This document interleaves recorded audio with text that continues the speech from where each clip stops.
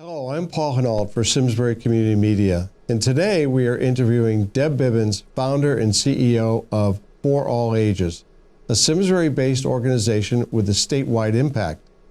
We are going to discuss some important issues regarding loneliness and isolation and the organization's goal to improve mental, physical, and social health for people of all ages. First, let me provide a brief biography of Deb Bibbins.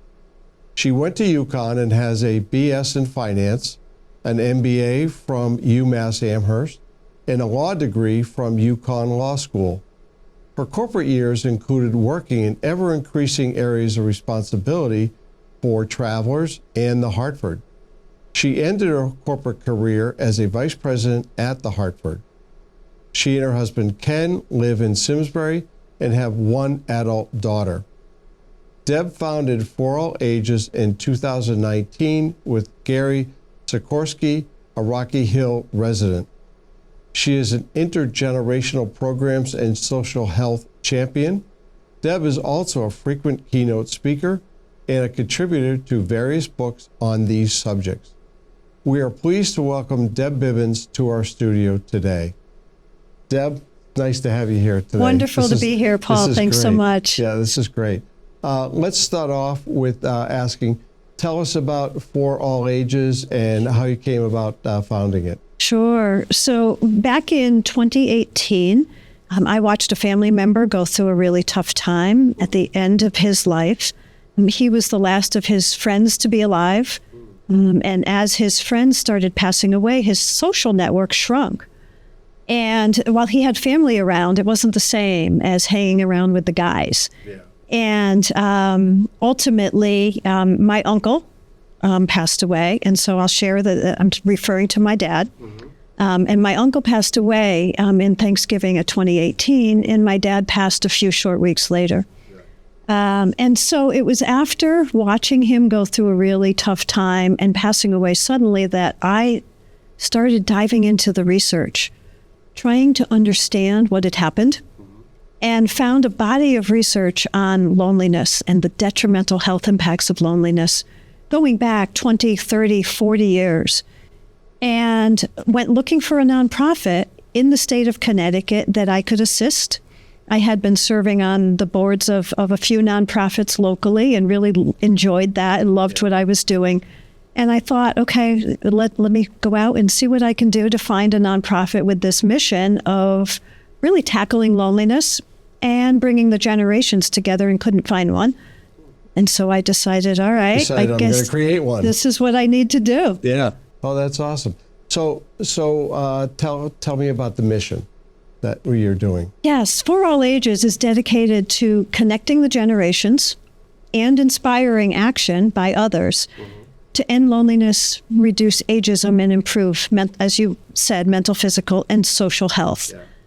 And we really do that by thinking about how do we bring the generations together, creating opportunities, unique opportunities to bring the generations together, and facilitating programs and events throughout the state. Some are in person and some are virtual. Good. So tell us about social health and why is that important? Social health, it's a newer term, and it's one that really was created, I'm going to say 8 or 10 years ago, and people started talking about this really worldwide in other parts of the world, over in the UK, in Japan, other areas of the world were talking about the basis of social connection, given that we are humans. As humans, we're social beings, and we're meant to connect with one another. And it's all about how do we think about social connection in a way that not only is helpful to us, but is helpful to others in our social network, and how do we grow that in a way that creates community for the community that we live in. Right. So what is the difference between like isolation and loneliness? What do you see as the difference there? Yes, well, thank you for asking. So often we hear people using those terms interchangeably, and they're really not. They're different. The loneliness is, think of it as more subjective. So it is that feeling that we don't have the amount of positive social connection in our life that we strive to have. It's a feeling of disconnectedness. It's a feeling that we don't belong. And it's something that is very personal to each of us. It cannot be clinically diagnosed, and it really is something that needs to be admitted to. Whereas isolation is very objective. You can see whether someone is alone in a room or is not engaging with other people. And you can see if someone is isolated. So wherever we go, we talk about the differerences between these, because it's really important for people to be using the terms in the correct way, so that we are all, we all have the same terminology for what it is we want to be talking about and what our mission is. It's always easier to think about reducing isolation. That is simply by bringing people together, right? And fostering that connection, that very physical connection, or even virtually by bringing people together over a Zoom meeting, for instance, or some other virtual means. The loneliness is much more difficult because you have to reach people and you have to do something that brings people joy and gives them a sense of belonging. And it starts with laying the foundation for what is the space going to look like that you're going to bring people into? And how do you build the most inclusive space that you can so that people feel that they belong and that they feel like they can be their authentic self? And it's not just people in their, like, say, 70s or 80s that you're talking about. Some of the things that I've read about what you're doing is, it's people like who are 17 and 20, 21, which is kind of surprising. Everybody would expect, older people, that would be an issue, but not younger people.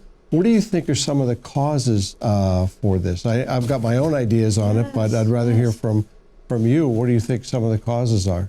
Well, so yes, certainly the young adult population is reporting feeling lonely at the highest rates.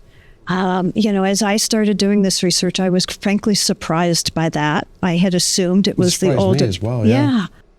And so it starts with, I think, the generation of people growing up using cell phones and being on social media and scrolling.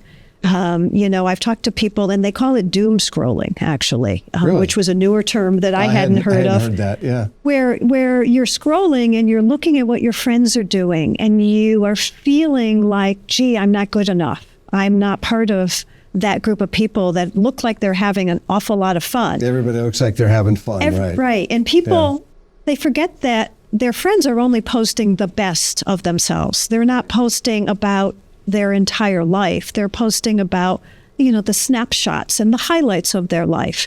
But when others see it, it starts to make people feel bad about themselves. Yeah. And when you've got this teen population that's, they're maturing and they're wanting to belong to something, right? Yeah. As we all want to. But it can be a really difficult time as people are maturing, and to have that sense that, gee, I don't belong and I don't have a group to belong to, it makes people feel lonely. So we're waiting for more research to come out. Yeah. There's a lot of research that's currently in progress with our federal government and the National Institutes of Health and others. Everyone is assuming that we're going to see that is one of the most significant factors. Right. We also know that it's simply just a matter of the fact that when we're going to school, even, students are using phones. Right. And schools are starting to put restrictions on, even here in Simsbury, they've put restrictions on the use of cell phones during the day. Yes, I personally think that's a very good thing. Yeah, studies have proven that that is a very good way to increase the communication between students, and the sense of, I'm talking to this person. I'm actually talking to this person, not like on my phone in the hall, talking to somebody who's, like 2 steps ahead of me. Right. Well, I think it's really important, having that face-to-face contact and being in the same space, the same personal space as someone else, and getting the reaction in real time, and there's value to that. And it gives people that sense of belonging that we are all seeking and striving to have. So I love the idea. I've talked to a lot of high school students about this over the past year, and they welcome it. Middle school students welcome it. High school students welcome it. And so I'm looking forward to seeing the change and the difference that this is going to make. That's great. Well, tell the viewers about your organization and some of the efforts that you've been taking. You've been extremely active. We have been. It's important to hear about that. And it's the older folks and the younger folks together, which I find fascinating. So tell us about that. It's really important to us, given that a part of our mission is to reduce ageism, that every program and event that we create brings people together, even on either on an even playing field, or where you have an older adult in some type of mentorship role. So when we first launched in 2019, we launched here in Simsbury with 2 programs that we ran simultaneously. The first brought older adult carpenters into the tech ed school at Simsbury High to work with tech ed students to redesign Adirondack chairs to make them easier for people of all ages and all abilities to get in and out of. Yeah, they're not an easy chair to get in and out of. They're not. And so we had a 90-year-old gentleman who was a carpenter who would actually try out all the designs as the students were coming up with ideas. The older adults were acting as mentors. Eventually, they landed on a design, built together 10 of these chairs. And then in the spring of actually 2020, right before the pandemic really shut down the state, we brought together older adult artists, painters from throughout the Farmington Valley with the National Art Honor Society students to decoratively paint the chairs. So this is where the intergenerational contact has been very helpful in what you've talked about regarding that. Yes. I mean, that was our very first program. That was one of our first 2. We're now 5.5 years in, and we continue to host a series of programs and events throughout the state. Our most popular program is something that we created out of necessity during the pandemic. It's called Tea at 3, and it is an intergenerational friendship community, and we call it a community intentionally, that connects a college student with an older adult for a weekly phone call during the college semester. So it's a 12-week program. We pair 2 people one-to-one based upon common interests. And then every week we are facilitating the growth of these intergenerational friendships. We hand out conversation starters. We check in on people to see how their friendship is growing. This semester is our 9th semester. And we have 90 people participating. So we're connected with 6 universities from throughout the state for this semester. That's right, because you're not just Simsbury, you're also statewide. Correct. We started in Simsbury because I've lived in Simsbury for more than 30 years, and it just felt right. I certainly wanted to do something to help the community here in Simsbury. But then we've been growing, and it's really because people have said, what else can we do, and how do we become a part of it? And can you bring these events to us, please? So, is that part of the, was it the Connecticut Collaborative you were talking about? The Connecticut Collaborative to End Loneliness, yes, right? Yes, thank you for asking about that. We really started in 2020 thinking about what can we do that has significant impact across the state. We had conversations with a number of clinicians, and ultimately we crafted, along with our board, the idea for the Connecticut Collaborative to End Loneliness, and waited until the right time. In May of 2023, our U.S. Surgeon General declared loneliness a public health crisis in the United States. I remember reading about that, yeah. And so we thought, okay, now's the right time. So we launched the Connecticut Collaborative to End Loneliness in June of 2023. Just a couple of weeks after the declaration by our Surgeon General.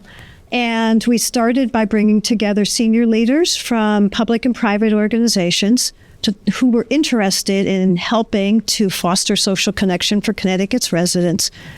And we said, okay, well, what is the goal? What are we doing here? And we developed 5 goals The first of which is to reduce the stigma of loneliness and to provide social health literacy education to Connecticut's residents. Okay. So the first thing that we did, it's starting earlier in 2024, was a series of conversations that we've been hosting throughout the state where we bring together clinicians and people with lived experience just to talk. Yeah. Because loneliness is so different and personal for each of us, Right. It's been important to us to reach out to people that are willing to talk about their, whether it be their very short, transient situation with loneliness, or whether it be a more chronic situation that lasts over a number of years with loneliness. Yeah. And lo and behold, we have found a number of people who have said, how can I help? I'm happy to share my story. Yeah. And so we've been hosting those throughout the state. We're really excited. Our last one of the year is coming up in in 2 days from today. Wow. In Darien. So we will have touched every county in the state by hosting a conversation. For hundreds of residents have come out. We were recently at the University of Connecticut in Storrs, and we had 70 students come out wanting to learn and wanting to hear, and who have said, this resonates with us.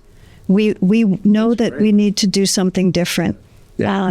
So you've been very busy, but before I get much further, I want to say, the Hartford Marathon was on Saturday. It was.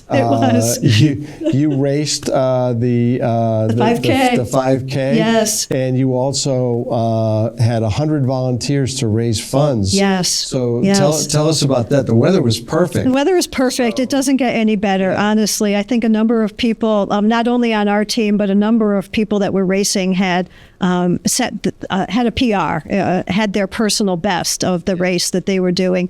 So it's our largest fundraiser of the year, and we intentionally hold and bring together our team and connect with the Hartford Marathon because it enables us to bring people of all ages together.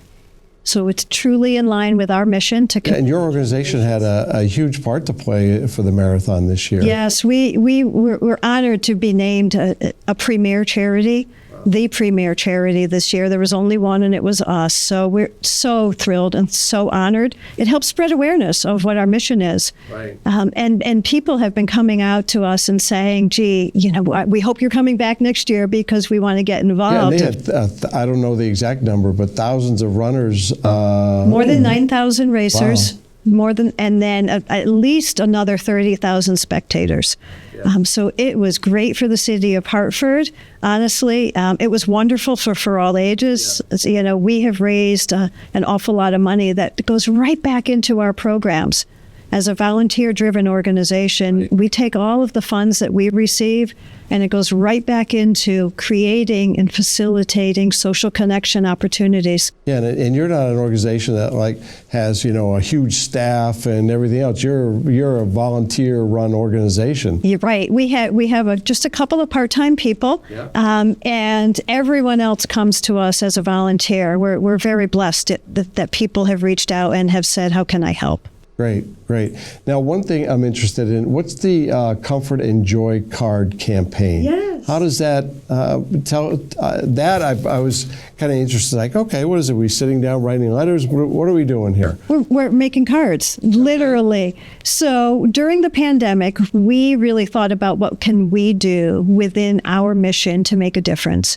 And we launched what was then called the Joyful Notes Project, where we invited people of all ages to make cards that we delivered to isolated older adults. We have now transitioned that to focusing on the loneliest time of the year, and that is the year-end holidays. And we're focusing in on the group that really, really needs some joy in their life at year-end, and that is the older adult population. So we invite organizations and groups to sit down and create cards. And we've been thrilled this year. We have organizations from the Hartford to Prudential to CVS Health. Their senior executives have gotten together to create cards that we've already received. We've got groups of school children here in Simsbury that are making cards. We've got the Simsbury Newcomers and Neighbors Club that's making cards. we bring all of these cards together, and then we're delivering them to older adults in assisted living and memory care facilities. Okay. We deliver them to veterans across the state, and we deliver them to residents and patients at the hospital for special care. Which is actually, that was one of the questions that I had for later on, but I'm gonna move it forward a little bit. Sure. Is with the holidays approaching, many people feel lonely, isolated, or they feel that they're not living up to what the expectations should be for the holidays. Yes. And a lot of that is driven by the media. Yes. You look at the commercials, or you look at the programs, and everybody's, like happy and everything. And a lot of people feel they're not living up to that, which that also leads to emotional problems as well. Mm-hmm. So what you're describing sort of like leads right into that. Yes. As to how to alleviate some of that. Yes, absolutely. When we think about, what is loneliness really about, and why should we care? Why should we be thinking about this, and why is this part of our mission? Loneliness is a root cause of anxiety, of depression, mm-hmm. of suicidal ideation. It's a root cause of substance abuse. It's a root cause of gun violence, mm-hmm. domestic violence. Yeah. And then for older adults, 56% higher probability of having a stroke if you're lonely, 50% higher probability of developing some form of dementia. So just think about that. I mean, we're connected with the Alzheimer's Association in Connecticut. We've had a number of conversations with them around all of the great work that they're doing to try to cure Alzheimer's. What if there's something that we could do and take a few steps back and prevent it altogether? So we know that certainly, you've got that connection between loneliness and depression and anxiety and dementia, which is just incredible. So focusing in on older adults at the year-end holidays, we're really thinking not only how do we bring joy, right, and how do we bring a smile to someone, but is it possible that a simple card could really change someone's outlook during that, the year-end holidays? Right. And so that's why we decide, okay, well, let's do this. We also know that it gives an opportunity for people to be engaged and involved in a way that is relatively easy, right? You can sit down with a piece of paper and with crayons or colored pencils or whatever, stickers, and you can create a card. And if you put in the right message inside and it lands on a person's mailbox or on their lap, it really changes their outlook. And we've seen puts a smile on their face. It does. Right. It does. Right. So that and that may, I didn't mean to interrupt you, but that may also lead them to say, hey, I've got to get out of the house. Yes. I've got to do something, yes. Whether it's through a church organization or, bowling or yes. anything else. We yes. talked about that yes. earlier. But that leads to, hey, I gotta get out and do something. Even if I have to join a bridge club or a walking club or whatever, yeah. maybe that could stimulate them to do something. Yes, absolutely. There's something called the downward spiral of loneliness, mm-hmm. which is when someone starts to feel that they don't have that sense of belonging in their life. They start to feel lonely, and someone asks them to go out for lunch or to go out for a walk. They tend to say no. Mm-hmm. And then they become isolated, and then they're starting to feel even lonelier. Right. And they got to say yes. Yes, and it takes intentionality to that. And that card, just the comfort and joy card that someone receives has the potential to pull someone out of that. One of the stories that I love telling is early on, we were holding an intergenerational rock painting event at an adult living community nearby. And we were hosting this event with a group of Girl Scouts who were 4 and 5 years old. And it was at an adult living community with residents. And a resident came out who was living across the hall from the room that we were hosting the event in.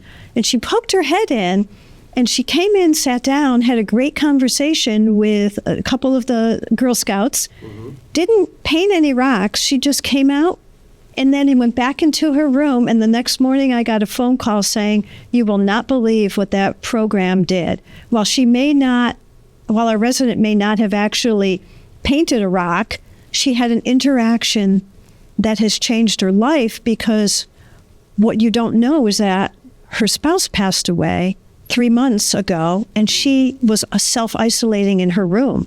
We could not get her out for any meal. We were bringing meals to her door. She hadn't left her room in 3 months. Wow. She came out, and now this morning she came down to breakfast. What a great story. To lunch. So you just never know the impact that you're going to have through something that's as simple as bringing people together. Right. Now, you have a lot going on as well. The Simsbury Social Connections Project, you received a grant for that. Yes, we did. We did. And so explain a little bit about what the goal of that project is, and what the timeline's going to be. And I find that interesting. We're so grateful to have received the grant through the Simsbury Greater Together Community Fund. We found out about that last fall, and so we created a series of education events that we hosted this spring. And what we did is we reached out to community organizations in Simsbury to ask them if they would like to be a partner, and to have at least 3 people from their organization attend these 2 events where we talked about social connection, how to create an event that brings people together in a really authentic way. And then the third event that we did this spring, bringing everyone together, was a time where people could connect with other community organizations and create their own event for the Simsbury community. So what we have seen this summer is that groups have gotten together now, and they've been hosting their own events. So we had, for instance, there was an event called Sweet Connections that was hosted in September, and that was a collaboration between high school students, so the Simsbury Valentines, the Simsbury Aging and Disability Commission, and the Simsbury Public Library to bring people together. So that's just one example of bringing people together, teaching them how to create an event that invites others to come, and creating community here within our town. The Simsbury Peace Pole dedication that happened was just also recently, a creation of the Simsbury Social Connections Project. Nice. And so that was really a collaboration between the Simsbury Free Library and St. Mary's Church and School to think about, okay, what can we do that creates community, right? Based upon everything that they had learned from the events that we did in the spring. And so that's another great opportunity. And that's something that's going to live on, right? So every year, I think the Simsbury Peace Pole event is going to grow in size. At least I hope that that's what happens. The Sweet Connections event, I hope, gets held year after year. I think Aging and Disability is talking about doing that, and maybe even more of those type events. I think that's during the year. wonderful. They do a great job. So yeah, they do, absolutely. And I'm glad to have them be a partner. And what we were thinking about when we created it is, how do we take what we've learned, and how do we duplicate that, and how do we take our learnings and say, all right, here's what we have to offer in a way that we can share everything that we know and everything that we've learned, so that others can go out and do similar work. And that gets at those 3 words in our mission: and inspiring action. And so that's what we were hoping to do, and I feel like that's what we were able to do. So all nonprofits look for people to either be involved, or take advantage of their services, or to contribute. So from the standpoint of that, so how would people get involved with For All Ages or volunteer? Yes. We are going to run your website up there at the end of the program. We'll run that, but talk a little bit about that. We invite people to get involved in ways that make sense for them. So we have a volunteer page on our website, and people can look at what the volunteer opportunities are, or they can simply send us a message. All of those messages from our website come to me. I read them all, and then I get back in touch with people and say, let's have a conversation about how can you participate? How can you volunteer? What gets you excited? What gets you jazzed? In what ways? What's your background? So, for instance, we had a recently retired insurance executive reach out to us who happens to have an IT background. And she said, okay, how can I help? And so we set her up in a way that she can really be helpful as our donor manager. And so she's got this great IT background. That's awesome. Where she was able to help that way. Yeah. Sometimes it's just a matter of helping us spread awareness. Sometimes it's helping us find other volunteers. So it really depends on what people want to do and how they want to contribute. It's really important to me and to Gary Sikorsky that when volunteers come out and want to be a part of our work, that it's something that really fulfills them. Awesome. Yeah. Awesome. Now, before we wrap up, I've asked a number of questions, and it's been a great conversation. But is there anything that I missed, or you want to make sure you get a message out? Thank you for asking that. I think what's most important is that I would love to have people thinking about what can they do for themselves to increase their social connectivity, and what can they do for their family and their friends and their community. So thinking about it in the way that social connection is the basis of our mental and physical health. What can you do, right? Because we can all do something.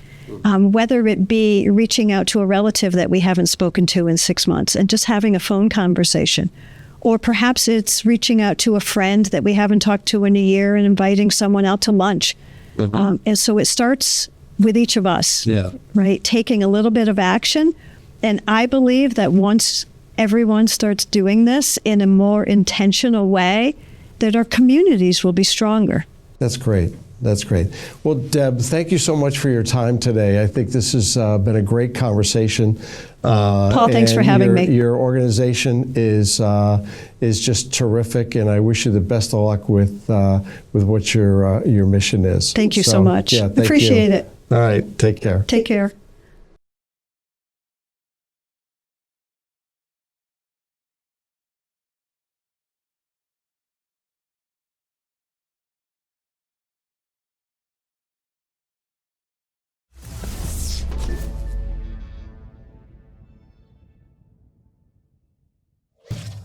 Funding for Simsbury Community Television is provided in part by contributions from viewers like you.